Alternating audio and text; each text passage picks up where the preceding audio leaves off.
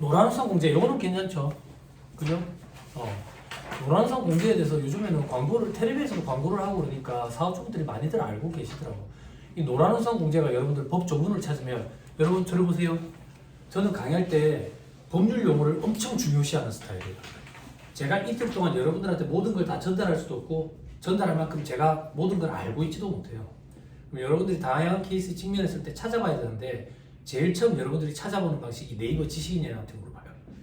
네이버 지식인이 뭐 여러분들이랑 아무 관계가 없어요. 세법이랑 아무 관계가 없어요. 그럼 여기 언니들은 어디 가서 찾아보는데 국세법령정보시스템에 들어가죠. 국세법령정보시스템에 키워드를 넣으면 관련 문건이 10만 건이 떠요. 그게 무슨 말인데 죽을 때까지 다 읽지도 못해요. 그러니까 아는 게 없으면 찾도 못 한다는 거예요. 법률 용어를 꼭 기억하세요. 그래야지 법률 용어를 기억하셔야지 찾아볼 수가 있어요. 자, 이 노란선 공제 이건 소기업 소상공인 공제 부금 이렇게 표현하지. 그지? 조세특례제한법에 공제 혜택이 있다고. 소득 공제 혜택이. 요거를 조금 더 지원을 강한다 하더라. 500만 원까지 있던 거를 600만 원까지 해주고 이렇게 해준다 하더라. 상가 임대료 이내 임대사업자에 대한 세액공제 적용기간 연장. 이거 착한 임대인 있죠. 그죠? 인하한 거에 70% 대주는 거 있죠. 그죠? 요거 해보니까 효과가 괜찮았는지 해준대요. 근데 제 주변에는 착한 임대인이 없어요. 텔레비전에 나오는 서장훈이 착한 임대인인지 몰라도. 저 밑에 건설기계 처분이익 사업소득 분할과세 특례 신사를 줄 때 있죠. 그죠? 건설기계 처분 시 발생하는 사업소득에 대해서 다른 건설기계의 대체 취득을 조건으로 처분이익 분할과세 특례 신사를 줄 때 있는데 건설기계 장부 해보신 분 계세요? 아마 개인 사업자일 텐데 저는 이 법 저거 왔다 갔다 하니까 피드백 좀 주세요. 크레인 없어요? 크레인? 몰랐는데 여러분 포크레인이 브랜드 이름이래요. 크레인의 한 종류가 포크레인이래요. 크레인이 브랜드 이름이에요. 크레인 이런 거 하시는 분 없어요? 장부 해보신 분 없어요? 우리 길 가다 보면 뭐야? 바퀴가 몇 개야? 바퀴가 몇 개야? 차선을 막 너무 쓰네? 이런 거 크레인 없어요? 이런 거 보통 3억에서 4억 정도 하거든요. 부산에서는 5손가락 안에 든다 그러면 보통 한 3대 정도 갖고 있어. 3-4대 정도 갖고 있으면 손가락 안에 들어요. 아예 없어요? 관심 없어요? 올해 여러분들 사무실 회계사님이 그런 장부를 갖고 오셔라. 그래 여러분들한테 맡겨라. 이래야 책을 보시지. 이래 하면 책을 안 보죠. 요 얘기 조금 할게요. 제가 이거 직접 경험합니다. 여담사가 들으세요. 소득세 있죠. 소득세는 법인세법이랑 가장 큰 차이점이 법인세법은 순자산 증가세. 순자산이 증가하면 무조건 다 과세한다고. 무조건 다 과세, 다 과세. 포괄주의 과세 원칙 이렇게 얘기하지. 물론 입금 불산입 항목으로 예외적으로 이렇게 열거된 것들이 있어. 소득세법의 특징은 뭔데? 소득 원천설. 원천이 되는 소득에 대해서만 과세한다고. 그럼 그 원천이 되는 소득은 뭔데? 일일이 다 열거해 놓고 있지. 그 열거된 소득이 이자, 배당, 사업, 근로, 연금, 기타, 퇴직, 양도소득이라고. 그럼 동생들은 처음에 소득세법상 열거된 소득을 들어보면 기타 소득에 꽂힌다고. 나머지 기타 소득 아닙니까? 그러니까 나머지 기타에 대해서도 다 과세하니까 결국에는 포괄주의 과세 원칙 아닌가요? 아니라고. 소득세법상 기타 소득 정의 소련말 조금 하면 소득세법상 기타 소득의 정의는 이자, 배당, 사업, 근로, 연금, 퇴직, 양도소득에 속하지 아니하는 소득으로서 열거된 소득이 되어 있다고. 열거된 소득. 그게 기타 소득이라고. 그럼 기타 소득 어떤 게 기타 소득인데요? 남성분이 한 분밖에 안 계셔가지고 여성분들 다 계시니까 남성분 그래도 한 분이라도 계시니까 좀 도와주실 것 같은데 잘 들으세요. 우리나라 남성들의 특징이에요. 자, 길 가다가 지갑을 주었어요. 뭐 어떻게 하실 겁니까?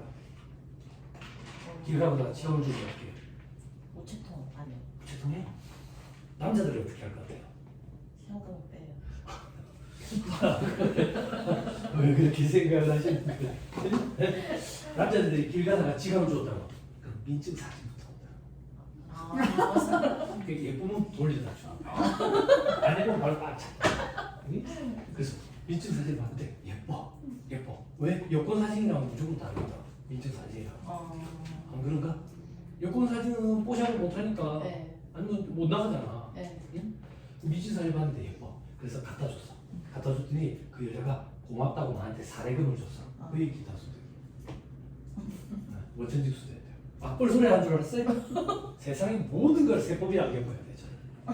또 어떤 게 기타 소득인데 경품 당첨되는 거. 홈쇼핑 좋아하세요? 아니요. 저는 아주 좋아합니다. 예, 요즘 채널 그 세팅을 하면 홈쇼핑으로 막 위아래로 왔다 갔다 하죠. 요즘 홈쇼핑 트렌드가 이런 거예요. 여러분 지금 당장 결제하시라는 얘기합니다. 지금은 상담실 예약 전화번호만 남겨주세요. 예약 전화번호만 남겨주셔도 여러분들 중에 한 명을 추첨을 해서 BMW 신형 5 시리즈를 드립니다. 텔레비에 막 반짝반짝한다고 그때 텔레비가 인치가 작으면 안 돼. 재밌게 깨알 같은 것으로 제세 공과금 본인 부담을 드린다고. 그게 기타 소득 과세. 또 어떤 거? 이생에 대한 이생애라고 표현 복권. 복권. 저는 복권을 안 했거든요. 왜? 저는 알고 있어요. 이생에 그런 문제가 없다는 거. 그런데 이제 슬슬 준비해야 돼요. 제 근처까지 왔어요. 작년에 저희 거래처 사장 복권 2등 됐어요. 로또 2등 됐어요. 종소리 신고 하는데 기타 소득이 5천이 조금 들었대요. 그래서 이거 문화부에 전화를 했어요. 1등은 10몇 억인가 20몇 억이었는데 2등은 5천 얼마더라. 2등이 좀 너무 많지 않겠어? 근데 1등도 많지 않잖아. 예전에 로또 2천원 할 때는 70몇 억 막 이랬잖아요. 우리 막 누적되고 그래가지고. 그래서 사장한테 내역 파악해야 되니까 기타 소득 전화해가지고 사장님 기타 소득이 있는데 복권 됐대. 와 축하합니다 사장님. 내 주변에 복권 된 사람 처음이네. 나도 이제 근처까지 왔으니까 나도 복권을 사야 되겠네. 그랬더니 잠을 못 잤다는 거야. 왜 잠을 못 잤을 것 같아? 그 소리 듣고 깜짝 놀랐어. 왜 잠을 못 잤을 것 같아요? 집에서 경비가 한 개 차이로 2등했어. 와 나는 그런 답변이 나올 걸 상상도 못했어. 한 개 차이로 2등이 돼서 잠이 안 오더라고요. 자 이게 사는 것이 그치. 한개 차이 금액 차이 너무 많이 나. 이게 1등이 그니까. 근데 그게 많은 편이라던데. 그거보다 더 적은가 보대 2등이. 복권 당첨 이런 거 이런 게 기타 소득이라고. 제가 드리고 싶은 얘기는 기타 소득도 다 열거돼 있어. 또 어떤 게 열거돼 있는데 아까 주식과 관련된 양도소득 얘기했죠. 그리고 우리가 현업에서 필요한 걸로 다시 돌아오자. 답변해 주세요. 개인 사업자가 사업에 사용하던 사업용 유형 고정자산 처분을 했어. 처분 손익이 생겼네. 과세를 해야 해요.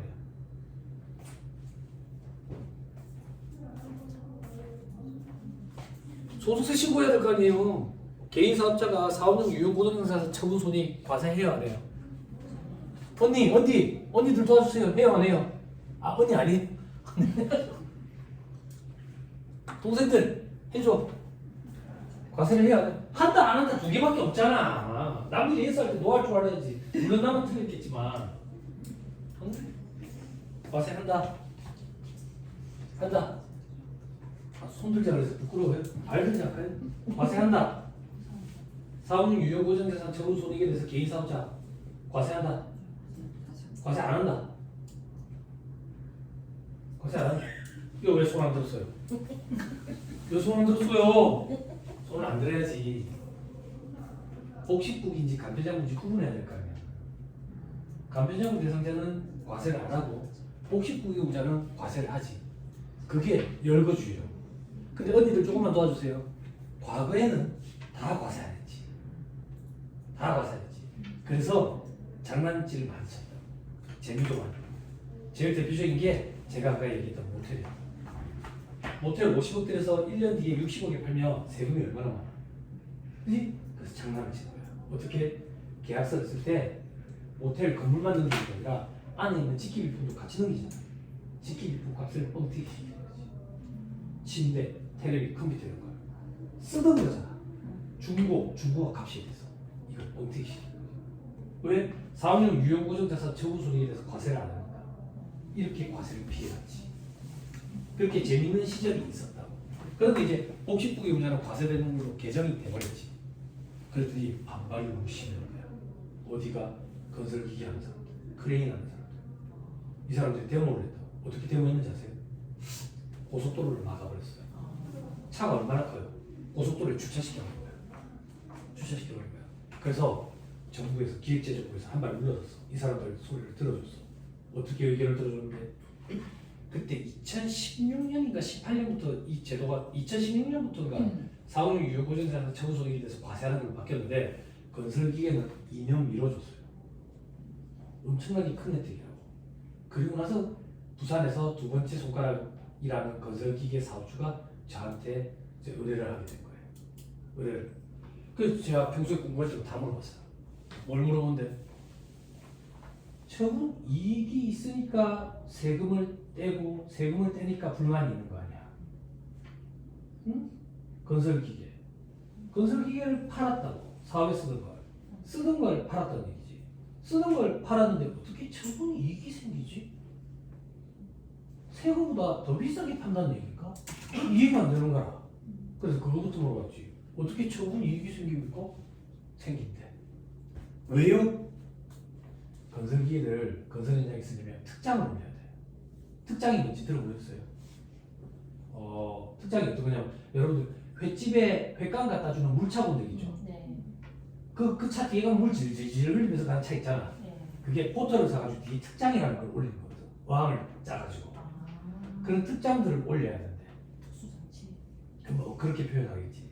근데 그걸 올리면 취득세가 많이 들어가는 거야. 차값이 올라가니까. 그래서 취득세 많이 안 내려고 사람으로 따지면 처음에 사올 때는 옷을 싹 뺏기라고 사가지고 갖다 팔 때는 옷을 다 입혀가 갖다 파는 거지. 그러니까 저분 이익이 생기더라. 저분 이익. 근데 왜 그렇게 극렬하게 반대를 했는데 이 사람들이 그게 노후 자금이래요. 그건 노후 자금이고 한 대가리 얼마씩 받는 거 이걸로 그냥 생활 안 돼. 응, 생활 안 돼. 근데 그거에 이제 노후 자금이 줄어버리니까 반발을 심했던 거야. 그래서 저한테 이제 의뢰할 때가 그 2018년이라는 기한이 이제 도래했을 때 다시 또 단체 행동을 한다 하더라고. 그래서 저한테 어떻게 생각하냐고 물어봐서 이미 한번 기획재정부에서 물러섰을 때 그것만 해도 엄청나게 큰 특혜다. 건설기계만 밀어줬으니까. 그랬더니 그 사람 그렇다 하더라고. 그 기획재정부의 담당자가 자기 말로는 문책성 인사관리가 안 돼. 그래서 다시 안 해줄 거라는 걸 자기들도 안 돼. 그렇지만 목소리를 내야 될 것 같다고. 그래서 이번에 뭐 하실 겁니까? 그러니까 국회에 끌고 간다고 그러더라고요. 그게 몇 년 전이야. 몇 년 전. 그래서 그럼 어떻게 됐는지 다음에 좀 알려주세요. 저도 개인적으로 궁금합니다. 이러고 이제 나랑 이제 관계가 끝이 났어. 근데 그 이게 법이 개정이 되는 걸 봤는데 그 사람들 의견을 또 들어줬어. 어떻게 의견을 들어줬는데 건설기계는 2018년 1월 1일 이후 취득한 것부터 처분할 때 과세를 그렇게 하는데 일부 의견을 또 수렴해 준 것이. 그래서 대응으로 하는 게 꼭 나쁘지는 않구나. 목소리를 들어주는구나. 그런 생각도 좀 들었어요. 근데 이거는 뭔데? 이거는 분할 과세 특례를 또 신설한대. 분할 과세. 어떻게? 처분 이익이 생기면 그 처분 이익을 가지고 다른 기계를 또 산대. 그게 무슨 말인데? 노후를 대비해서 이제 내가 은퇴하는 게 아니라 기계가 노후화돼서 다른 걸 사기 위해서 팔았는데 처분 이익이 생겼대. 그런 경우에는 과세를 안 하는 게 아니라 뒤로 좀 밀어주겠대. 어떻게? 세 번에 나눠가지고. 그러면 세율 구간은 낮아질 거니까 혜택을 주는 거지. 확정은 아니에요. 이렇게 될 것 같대. 자, 저 밑에 부가세 환급 대상 농업용 기자재 확대되어 있는데 영농조합법이라는 게 있어요. 농업회사법인 영농조합법이 한참 많이 생겼는데 없어요? 없으면 말이에요. 요건 뭐냐면 농민들을 지원해주기 위해서 농민들이 쓰는 트랙터 이런 거 있잖아. 이런 거를 부가세 영세율을 적용해 주거든. 그럼 농민들이 싸게 살 수 있잖아. 그런 규정이라고 생각합니다. 그거는 많이 들어보셨죠? 농업용 면세유. 그러니까 이 인종지 말자 같은 자식들이, 그지? 부모가 시골에서 농사 짓는데 면세유 쓸 수 있으니까, 그지? 평소에 찾아뵙지도 않다가 기름이 떨어지면 부모님을 찾아뵙는 거지. 그리고 면세유 카드 가지고 경유만 넣고 다니고 이러니까 이제 국세청에서 안 되겠다. 이 인종지 말자 같은 것들을 걸어내야 되겠다. 그래가지고 확인 작업을 뭐 철저히 거친다 하더만. 그런 것처럼 농업 기자재 영세를 적용하는 그런 규정이 있더라. 자, 그리고 뭐 전통주, 뭐 주류 이런 거 있는데 넘어가세요. 저는 잘 모릅니다. 관세사들이 시험 준비할 때 과목 중에 하나가 주세가 들어갑니다. 주세가. 넘어갑니다. 상속증여세 부담 적정화로 되어 있죠. 그죠? 이거 참 말이 많죠. 그죠? 상속세 증여세 너무 과하다고. 뭐가 과한데 최고 세율 구간이 50% 구간까지 있거든요. 그래서 이 바닥에서 이렇게 얘기하는 사람들도 있어요. 50%? 벌어들인 소득의 반을 국가에 낸다? 이건 공산주의식 사고 아니냐? 이렇게 주장하는 사람도 있긴 해요. 근데 이제 많이 높다는 여론이 좀 지배적이었죠. 그래서 그걸 낮춰주는데 40%는 낮춰주더라고. 그래도 10%가 어디야 싶었는데 제일 밑에 구간 1억이 아니라 2억까지 10%. 그죠? 그래도 느낌이 안 오시는 분들 계실 거예요. 우리 부모는 재산이 많은데 자 밑에 이게 큰 거예요. 상속세 자녀 공제금이 봐봐. 이게 엄청 큰 거예요. 이게 엄청 크다고. 그렇죠? 됐나요? 네. 그렇죠? 그러면 여담사가 그 얘기 조금만 드릴게요. 상속이 세부담에서 정량, 증여가 세부담에서 정량. 살아 있을 때 주신 게 증여, 돌아가시면서 주는 게 상속. 상속세가 증여세보다 훨씬 더 적게 나와요. 그러면 증여세를 신고하시는 분들은 왜요? 증여를 받아가지고 살아 계실 때 정리하고 싶어서 그래요. 살아 계실 때. 어떤 분들이 상담하러 많이 오는데요. 어떤 분들이 사위나 며느리. 사위나 며느리가 시부모님, 처가부모님 재산 관련돼가지고 준다고 하지 말도 안 했는데 상담부터 받아요. 그리고 첫째, 둘째가 사이가 별로 안 좋다. 그런 경우에도 세부담이 더 많은데도 불구하고 살아 계실 때 징계를 받아서 정리를 하려고 하는 그런 것들을 좀 봤어요. 그래서 저는 어느 정도 자산을 갖고 계시는 자산가분들한테 그렇게 말씀을 드려요. 어육자는 재산 남기 줘가지고 자식들 간에 분란을 일으키지 말고 싹 다 닦아 쓰고 돌아가십시오. 다 닦아 쓰고. 요즘엔 자식을 낳아봐야 둘인데 그치? 부모 돌아가시고 나면 피부치료하고 저것들밖에 없는데 얼마 돼도 안 하는 재산 그것 때문에 서로 둘이서 응얼거리고 안 못하고 세무사님 어느 정도 돼야지 자식한테 물리 주면 됩니까? 1,000원? 1,000원? 다 닦아 쓰고 주세요. 네. 자, 저 밑에 가상자산 과세 유예돼 있죠? 그죠? 너무 과세 유예할 겁니다. 근데 희한한 일이 벌어졌죠? 그죠? 우리나라에 비해서 선진국이라고 표현하는 미국. 그러면 모든 면에 있어서 조금은 더 앞서 있다라는 선입견이 조금 있는데 그런 앞서 있는 나라에서 그지? 사전 조사한 수치가 뒤집혔죠. 그래서 대통령 선거 때 그죠? 뒤집혔죠. 그죠? 이 가상자산이 미친 듯이 치솟죠. 그죠? 그죠?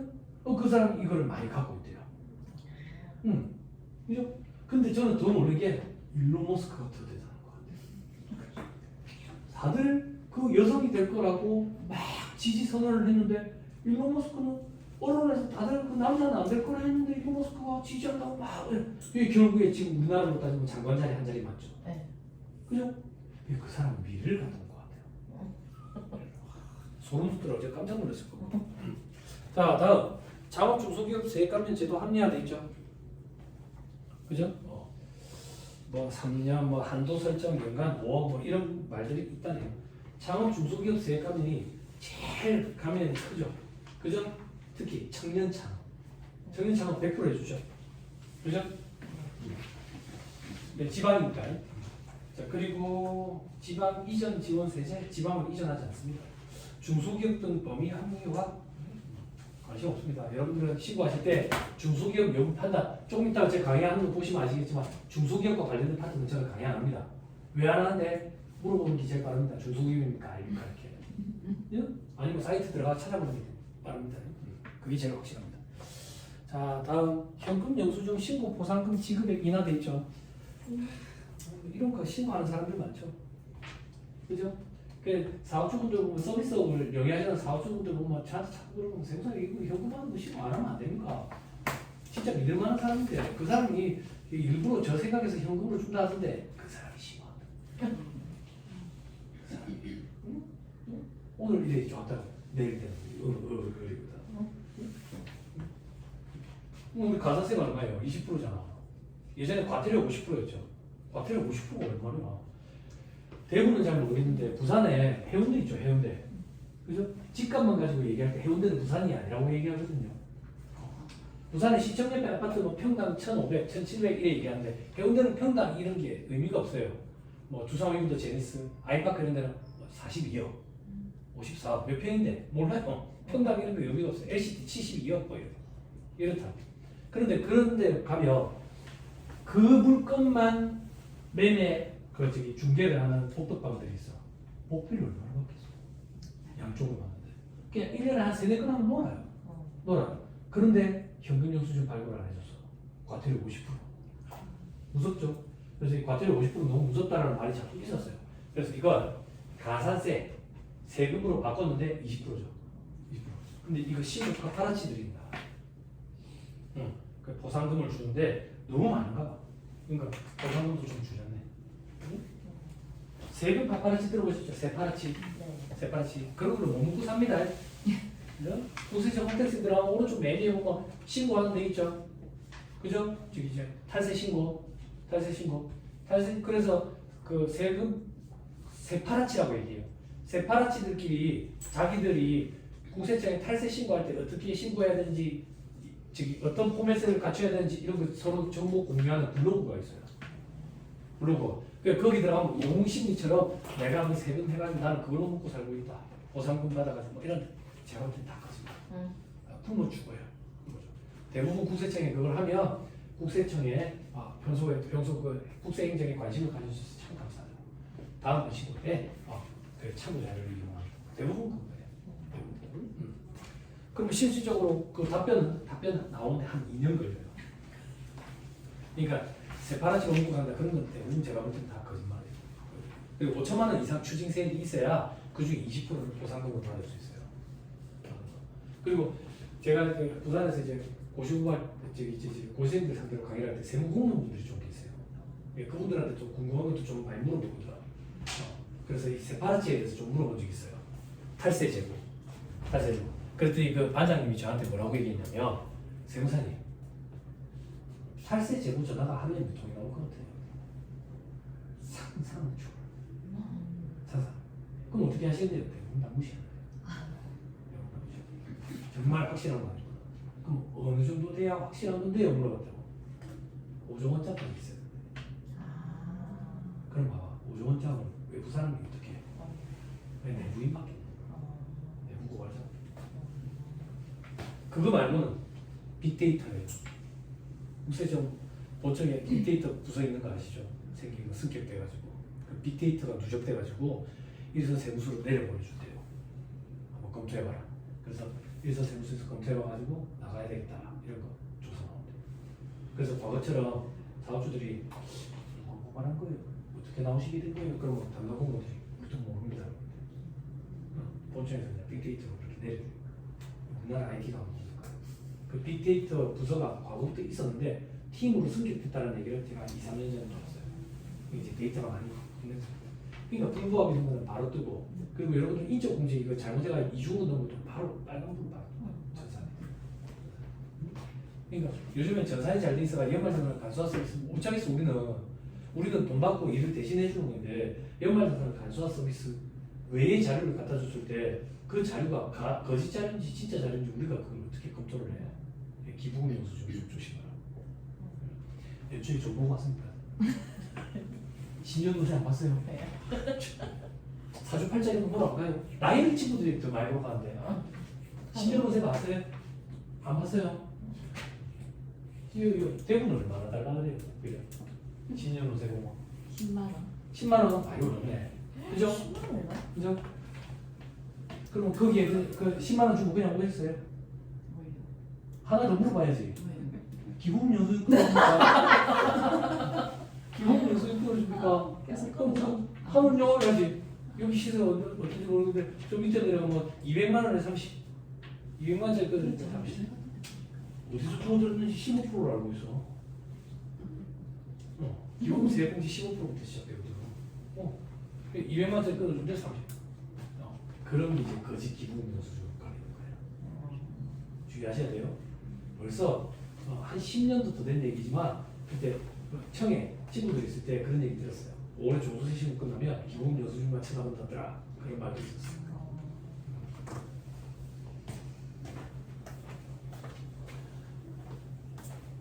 여러분 점집에서 기본 영수증 끊어줄 때 그냥 끊어주지 않습니다. 머릿속으로 그쪽에 캠파 여러 개 계산하면서 끊어줍니다. 그리고 그런 게 어떻게 드러나는지 아세요? 세무서에서 점쟁이 소환합니다. 세무서 소환합니다. 자금 다 갖고 있습니다. 여러분들 그 기본 영수증 안 끊었습니까? 그래, 그 이름이 안 나왔을 거예요. 네, 대조합니다. 그래서 과거에 있었던 일인데 제가 강의할 때마다 소개하는데 조심스러운데. 왜?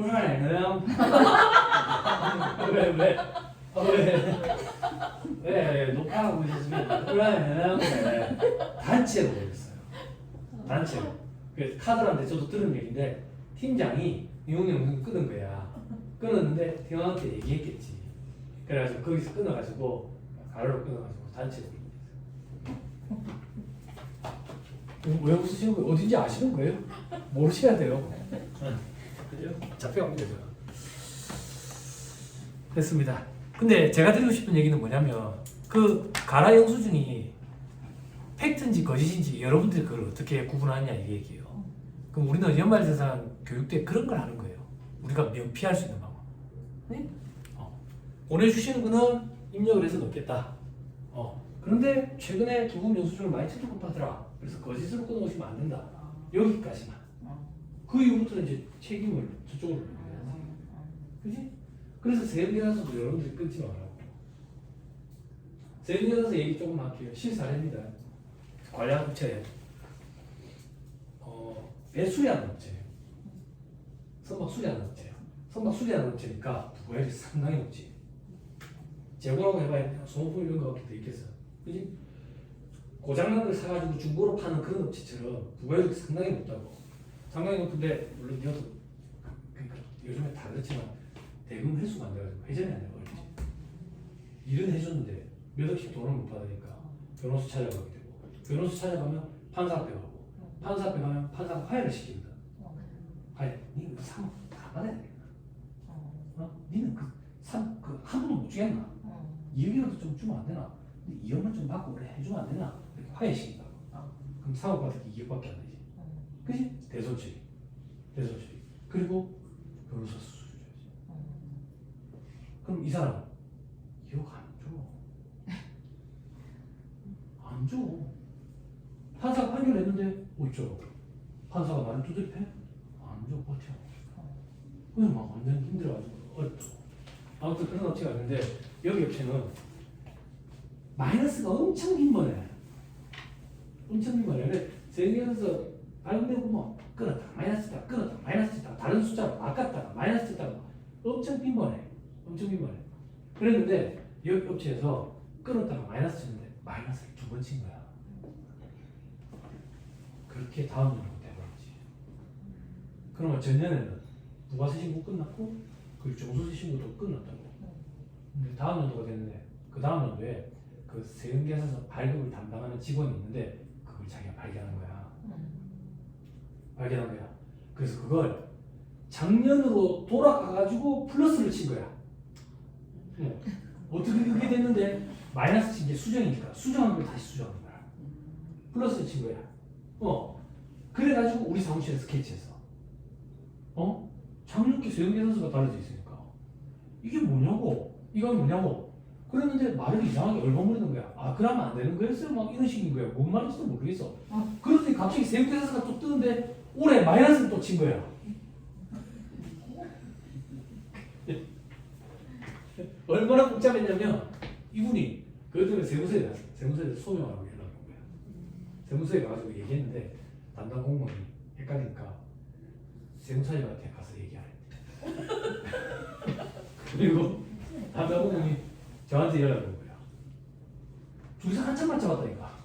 무슨 소리가 해가지고. 그걸 봤는데 사람이 마이너스 잘못 끄는 걸 나중에 알아가지고 플러스 쳤다가 회계사무실에서 그거 안 된다 그러니까 또 마이너스 쳤다가 이렇게 되는 거야.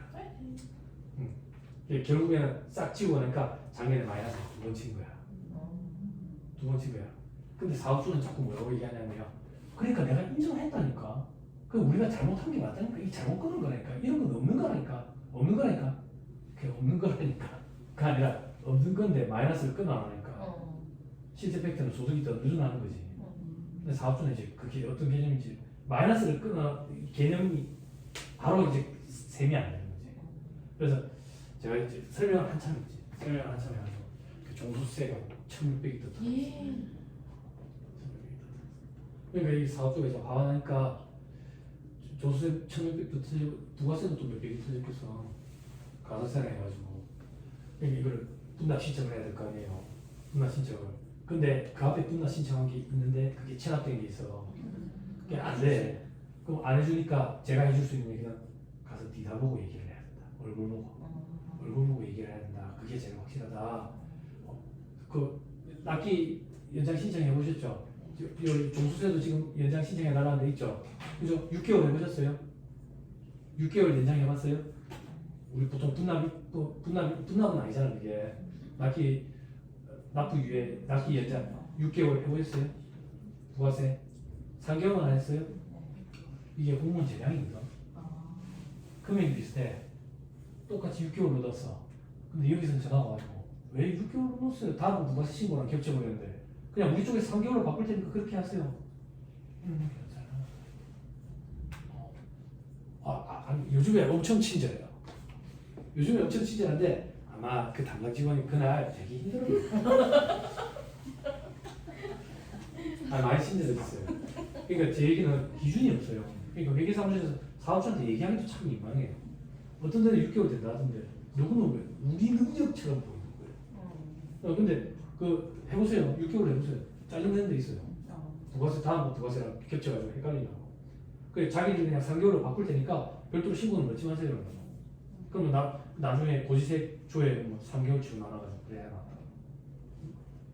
그래서 들어가서 해보세요. 그럼 들어가면 6개월 해주거든요. 얼굴 보고 딱한 사정 얘기하고. 거기 세무공무원이 전화가 왔더라고. 전화 와가지고 저도 부탁을 했죠. 여기 지금 진짜 어렵다. 근데 진짜 흑자도산을 받느라고. 지금 3억 지금 대금 못 받은 것 때문에 소송 가가지고 회전이 안 되더라고. 회전이 안 된다고. 쪼개주세요. 쪼개주세요. 그래가지고 쪼개달라고. 그럴 때는 여러분들 나가게 하지 말고 사업주분한테 한번 들어갔다 오시라고 하세요. 근데 이 사업주가 이제 들어가는데 자기 잘못이 아니라는 생각이 강한 거야. 지금 계속 들어가지고 세무공무원이 좀 곤란한데 이런 식으로 얘기하면 그래서 막 뭐라는 거야. 니 때문에 담당 공무원 돌아가기 싫으면 세무사한테 전화 드릴 테니까 그래가지고 내한테 전화를. 근데 나는 몰라. 몇 번 나는 달라 했는지 알지를 못해. 내가 신청한 게 아니니까. 이번에도 종수세도 들어가신다더라고. 들어가시고 나면 이제 내한테 통보를 줬지.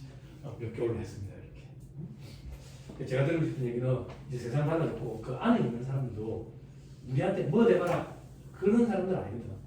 사정을 얘기하면 웬만하면 해줘요. 하나만 더 얘기할게요. 관련 업체 중에 거의 5년, 6년째 마이너스인 데가 있어요. 고위 공무원 출신인데 그만두시고 커피숍을 차렸어요. 커피숍을 차렸는데 이분이 FM이야. 내가 할 줄 알아야지. 직원을 쓰면 안 되지. 그러니까 커피 내리는 기술부터 다 배웠어. 그리고 그것만 해가지고 안 되잖아. 그러니까 조각 케이크 만드는 것도 배웠는데 이게 교육비가 상당하더만. 몇 천만 원이야. 왜 몇 천만 원인가 봤더니 외국에 되게 유명한 파티시가 한국에 들어온대. 한국에 들어오면 그 수강료가 400만 원이래. 수강료가 그 사람한테 뭘 배우는 거예요? 아니, 그 사람이 조각 케이크 만드는 걸 옆에서 이렇게 보는 거예요. 그게 400만 원이야. 근데 배움이 진짜 대단하잖아. 그래서 대단하시다 그래가지고 막 해드렸어. 해드렸는데 그래도 거래처니까 좀 팔아줘야 되잖아. 그래서 케이크를 처음에 좀 팔아주고 그랬어. 거기에 인위적인 걸 전혀 안 써. 인위적인 걸. 그래서 단점이 뭐냐면 안 비싸진 않아. 비싸진 않아. 단점이 뭐냐면 2시간 내내 먹어야 돼. 케이크 무너져 내려. 근데 그걸 한번 보면 다른 케이크는 어떤지 알 수 있어. 생크림 케이크 2시간 뒤면 무너져 내린다고. 그러니까 다른 케이크들은 그런 걸 막 넣는데. 그래서 처음에 좀 팔아줬는데 문제가 뭐냐면 맛이 없어. 전혀 맞습니다. 그러니까 인위적인 걸 좀 넣어야 돼. 그러니까 팔아주는 것도 안 부분인데 없어. 그래서 계속 마이너스야. 계속 마이너스인데 세무서니까 전화 온 거지. 부가세 때마다 한국이니까. 제가 처음으로 공무원한테 부탁한 적이 있다고. 그래서 좀 잘 부탁합니다. 팩트로 환급이라고. 이게 사업주분이 되게 FM을 하시는데 걱정 안 하셔도 돼요. 환급, 팩트로 환급. 다음번에도 그런가요? 다음번에도 제 생각에 그럴 것 같으니까. 근데 환급이 많지는 않아. 장사가 거의 안 되니까. 아파트 단지에 애기 엄마들 상대로 장사할 거라 생각해서 저는 잘 될 거라고 봤어요. 친환경, 뭐 순수, 뭐 천연인데 애기 엄마들도 맛이 없으면 애들이 맛이 없으면 일단 애들이 안 먹어. 아니 여러분 이게 슬픈 얘기인데 아니, 이게 좀 그래요. 그 얘기하면서 하나만 더 하고 다시 돌아갈게요. 그 사업주분들이 그런 얘기를 많이 하잖아요. 이런 거 세상에서 발급 안 하면 걸리나? 얼마까지 괜찮은데? 얼마까지? 이제는 그런 얘기를 못 해요. 언니분들은 아실 거예요. 제가 직접 경험한 건데 사무실에 한 2, 3년 전에 컴퓨터 하나를 새로 바꿀 일이 있었어요. 근데 그때 제가 수입이 좀 어려웠어요. 그래가지고 직원한테 뭐라고 설득했냐면 중고로 사줘도 되겠나? 회계사무실 컴퓨터는 무조건 성능이 좋아야 되잖아. 그러니까 그 당시에 부동산 임대업자들이 많이 망했어. 공인중개사들이 많이 망했어. 복덕방 처음에 기업하자마자 망해가지고 중고 컴퓨터가 쿠팡이라든지 티몬에 많이 올라왔어. 그래서 미안해서 모니터랑 키보드 마우스는 새로 사줄게. 본체만 좀 중고로 하면 안 되겠나? 이래가지고 한 세트 100만 원이었어. 좋은 걸로 해야 되니까 중고도 100만 원이었어. 그럼 부가세 얼마입니까? 세무서에 전화 왔어. 직원이 전화를 받았어. 나 외근 갔다 왔더니 세무서에 전화 왔던데 왜? 컴퓨터 산 거 이거예요. 컴퓨터 산 거 왜? 상세 내역 보내달라고 전화 왔던데요. 그래서 제가 팀원 들어가가지고 상세 내역 출력해 가서 보내줬습니다. 알았어. 그랬어. 그랬는데 그 뒷날 또 전화 온 거야. 근데 그날 직원이 없었어. 그리고 제가 심기가 엄청 불편했어. 심기가 엄청 불편한 상태였는데 전화가 왔어. 전화 왔는데 아니 상세 내역 보내달라 했는데 이걸 보내주시면 어떡해요? 그러더라고. 네? 뭘요? 아니 그 담당 직원분 저한테 말씀하시면 돼요. 아니 상세 내역 보내달라고 그랬는데 제가 그날 기분이 좀 되게 그래가지고 제가 뭐라 했냐면 상세 내역에 모니터 하나, 키보드 하나, 마우스 하나, 본체 하나 그러면 됐지. 카드는 SATA 게이트, 메모리는 어디 거 이런 걸 제가 보내서 줘야 돼요? 상세 내역에?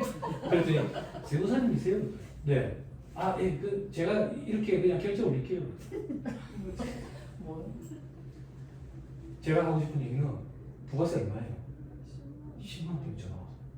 그럼 이제 우리가 얼마는 괜찮다 이런 말을 할 수 있어요? 없어요. 그런 말 하지 못해요. 돈 10만 원 때문에 전화 와서. 돈 10만 원 때문에 전화 와가지고 상생이 달라고. 그러니까 이제는 그러면 세상이 완전 밝아져 버렸다. 눈물도 없다. 제 필기를 드세요 그러면 이제 앞으로 사업주분들한테 세무사가 직접 전화를 받는데 10만 원 그것 때문에 상세 내역 불러달라 했다. 이제 완전 그래요. 근데 여러분 이거를 경력이 많은 언니분들 중에 그렇게 생각하시는 분들이 계시더라고. 각박해졌다. 이 각박해진 게 아니야. 이게 올바로 가고 있는 거라. 올바로 가고 있는 거라. 그럼 그동안 왜 그렇게 올바르게 안 했는데? 그러니까 전산이 그 정도까지 안 맞춰줬지. 근데 이제는 받쳐주잖아. 여러분 부가세법상 과세대상 거래에 뭐가 있습니까? 재화의 공급, 용료의 공급, 재화의 수입 이렇게 세 가지죠. 그럼 동생들 한번 생각해봐. 재화의 공급, 용료의 공급이네. 그럼 재화의 수입 그 밑에 뭐가 와야 아구가 맞아 떨어질 것 같아? 용역의 수입. 용역의 수입은 왜 과세를 안 하는데? 눈에 안 보여서 절차상 과세할 수 있는 방법이 지금 없어요. 그래서 과세를 안 해요. 근데 몇 년 전에 세무사회에서 용역의 수입에 대해서도 앞으로 과세를 해야 된다. 그러면 과세를 하면 방법을 어떻게 할 건데 이런 포럼들도 많이 개최를 했다고. 근데 여러분들 아실지 모르겠는데 지금 현재 용역의 수입에 대해서 일부 과세를 하고 있어요. 어떤 거? 지금 그거라며 블랙 프라이데이라며. 블랙 프라이데이. 블랙 프라이데이 와이프가 웬일로 저한테 오빠 블랙 프라이데이인데 필요한 거 평소 필요한 거 있었으면 요번에 조금 사 그러더라고. 이게 웬일이야? 아무리 찾아도 사이트가 없어. 블랙 프라이데이 사이트가 없는 거야. 왜 웃으시는 거예요? 알고 계셨어요? 우리 동신서 살았잖아요. 나는 블랙 프라이데이라는 사이트에 그러니까 각 사업자들이 할인 상품을 거기다가 얹어가지고 우리가 그걸 살 수 그래 생각을 했어. 근데 그게 아니더라고. 그런데 없어. 왜 없는데 나는 컴퓨터를 이번에 좀 바꾸고 싶었거든. 컴퓨터 그런 건 안 나와. 그래서 학교에 가가지고 학생들한테 물어봤더니 대학생들한테 야 블랙 프라이데이 너희 많이 이용하냐? 예. 나는 내가 사고 싶은 게 없던데. 누구 뭘 사는 거야 거기서? 옷. 대학생들. 옷 뭐 사는데? 타미, 폴로 이런 걸 우리나라에서 사면 호갱이래. 그걸 해외에서 직구를 해야 된대. 그게 용역의 수입이에요. 아마존닷컴이 우리한테 그 옷을 파는 게 아니라 아마존닷컴은 그걸 주게 해주는 거예요 우리한테. 그리고 수수료를 받는 거예요. 그럼 우리는 아마존닷컴으로부터 용역을 수입해요. 이거 지금 과세하고 있습니다. 우리나라 국세청. 또 어떤 게 용역의 수입 개념인데? 어플리케이션. 어플 이거 달러로 된 거 결제해 보신 분 계세요? 뒤로 가기에? 일단 돈을 내라면 뒤로 가기에? 죄송합니다. 네, 저는 제 얘기를 남 얘기처럼 하는 그런 적이 있어요. 죄송. 그거 어플 개발자가 파는 게 아니라 플랫폼에 올려놓고 판대. 우리나라 국세청에서 그 플랫폼 사업자를 간편 사업자 등록이라는 걸 해가지고 과세하고 있어요. 그러면 제 생각에는 향후 몇 년 내에 부가세법상 과세 대상 거래에 재화의 공급, 용역의 공급, 재화의 수입, 그 밑에 용역의 수입이 들어오는 날이 머지않아 들어오지 않을까 그런 생각이 들어요. 자, 다시 돌아올게요. 자, 그리고 통합투자세액공제 어쩌고저쩌고 적용 기한이 도래한 조세 특례 적용 적용 일몰됐다 그 얘기예요. 자, 그리고 면세점은 가고 싶은 데가 면세점. 전자세 연결해서 및 전자계산서 발급세액공제 적용 기한 연장돼 있죠. 요건 뭐냐면 언니분들 기억나죠? 우리 예전에 전자세 연결하면서 이거 저거 보급 안정화 차원에서 발급 건당 200원씩 한도 100만 원 내서 세액공제 해줬었잖아. 그러다가 어느 정도 안정화 단계에 접어들었다고 안 해주다가 경기가 안 좋아서 그런지 다시 또 살아났죠. 그죠? 다만 어떤 사람들만 해주죠? 3억이죠. 그죠? 여러분 저를 조금만 보세요. 요거랑 헷갈리면 안 돼. 동생들 헷갈려하더라. 전자세 연결해서 의무 발급 사업자는 얼마 기준이에요? 8천. 1억 옛날 7월 1일자로 8천. 그래도 1억이라도 괜찮아. 3억이라고 얘기하는 거예요. 아주 옛날 사람들. 예? 또는 동생들이 그런 질문을 할 때가 있어요. 세무사님, 전자세 연결해서 의무 발급 사업자는 3억에서 1억 8천으로 줄어드는데 전자세 연결해서 발급세액공제는 왜 계속 3억이고 안 줄어듭니까? 라고. 이게 줄어들면 혜택을 줄이는 거예요. 안 그래요? 그죠? 그래서 이건 계속 3억인 거예요. 자, 그리고 현금적 수령 의무 발급 대상은 좀 확대돼 있죠. 그죠? 요건 어쩌겠어요. 여러분들이 조금 이제 부지런을 떨어주셔야죠. 그죠? 계속 확대되고 있죠. 그죠? 전부 다 안 되겠어요. 그리고 앞으로 현금이라는 개념도 없어지지 않겠어요. 그죠? 다만 이제 10만 원 넘는 거예요. 10만 원 넘는 거. 그죠? 그 저희 와이프가 요가원을 해요.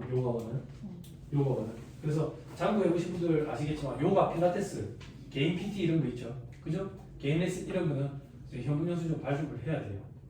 발급을 의무 발급이라고요. 근데 고객들이 우리 막 알아본 사이가 있는데 걱정하지 마라 현금을 줄게. 아니 그냥 발급을 해야 돼요. 발급을 깜빡했다. 그래도 발급을 해야 돼요. 그죠? 자, 그리고 나머지는 볼 필요 없고요. 다음 페이지 납세자 편의 제보해가지고 전자기부금 영수증도 뭐 끊어준다. 그리고 해외 직구 통관 제도 개선 이런 말들은 필요합니다. 그리고 나머지 관세로 저 밑에 해외 금융계좌 신고 의무 제도 합리화가 돼 있죠. 그죠? 이거 해외 금융계좌 이거 관련돼 가지고 종수세 추징되는 거 보신 적 있으세요? 아마 경력이 많은 언니분들은 좀 있을 거예요. 이게 안타까운 시대 상황을 조금 반영하는 그런 것도 좀 있어요. 제가 직접 경험한 사례로 조금만 언급드리면 우리나라가 이제 시대 상황이 달라졌지만 예전에는 무조건 공부 열심히 해서 좋은 대학을 나가지고 대기업체 갔잖아. 그럼 대기업체에서 이제 나가야 되잖아요. 더 이상 진급 못해서. 그러면 1차 도급, 2차 도급 회사로 내려가지. 요즘에 도급이라는 말이 위약을 조성한다고 협력회사 이렇게 표현해. 그럼 1차 협력회사로 내려가면 일을 하느냐? 일을 하는 거 아니야. 일을 하는 거 아니라 내가 그 대기업체에 있었을 때 내가 쌓아온 그 인맥 그걸 활용해서 한 3년 정도에서 5년 정도 이렇게 버티는 거지. 그리고 2차 도급으로 또 내려가는 거지. 그러고 나면 이제 갈 데가 없잖아요. 갈 데가 없으면 회사에서 딜이 들어온다고. 어떻게 할래? 1년 연장해 줄 테니까 1년 연장하고 그만할래? 아니면 더 할 것 같으면 베트남으로 갈래? 공장장 집이라든지 이런 걸 줄 테니까 그냥 해외로 보내는 거지. 저한테 의뢰 왔던 분은 중국으로. 그럼 중국으로 가지. 왜? 한 해라도 더 벌어야 되니까. 그지? 거기서 이제 나 앞으로 어떻게 살아야 될지, 뭘로 먹고 살아야 될지 이걸 엄청나게 준비를 많이 하지. 근데 이 두 분은 중국에 눌러 앉으려고 계획을 잡았어. 중국에 눌러 앉으려고 계획을 잡아가지고 그 현지에서 월급 나오잖아요. 월급 나온 걸 와이프 통장으로 받은 거야. 중국에 계좌 개설해가지고 와이프 통장으로 받았어. 그리고 눌러 앉을 생각으로 한국에 받아도 되지 왜 중국에 받았어요?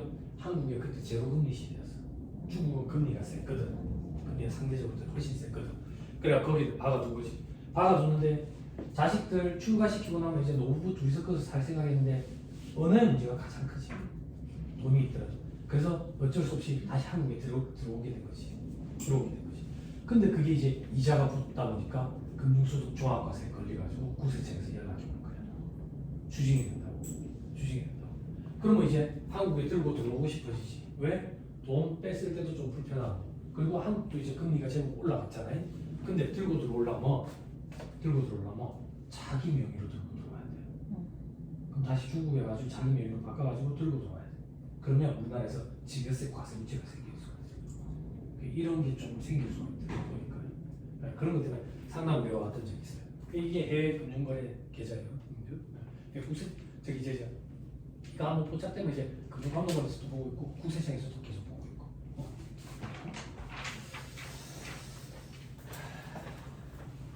됐습니다. 또 뭐 볼 거 있나? 특별 재난지역 됐습니다. 넘어갑니다. 자, 그다음 뭐 참고돼 있는데 이런 거 볼 필요 없고요. 그리고 경력이 짧은 동생들은 좀 힘들겠지만 처음 시작부터 통합고용세 공제 요것만 보고 합시다. 요거는 이렇게 생각하셔야 돼요. 법인세 실무 강의이기 때문에 조특법을 해드리지는 않아요. 왜냐하면 통합고용세 공제에 대해서 강의를 좀 하면 이분은 나는 그런 업체 없는데 왜? 차라리 창업 중소기업세 가면 해주지. 그럼 나는 그런 업체 없는데 나는 통합 투자세 공제를 좀 해주지. 근데 이게 답이 없어요. 그리고 법인세 실무 강의인데 이게 산으로 가버리거든요. 그래서 법인세 강의만 하는데 통합고용은 워낙 화두다 보니까 올해 요거는 조금만 해드릴게요. 그리고 창업과 관련돼 가지고는 시간이 되면 조금 말씀드리고요.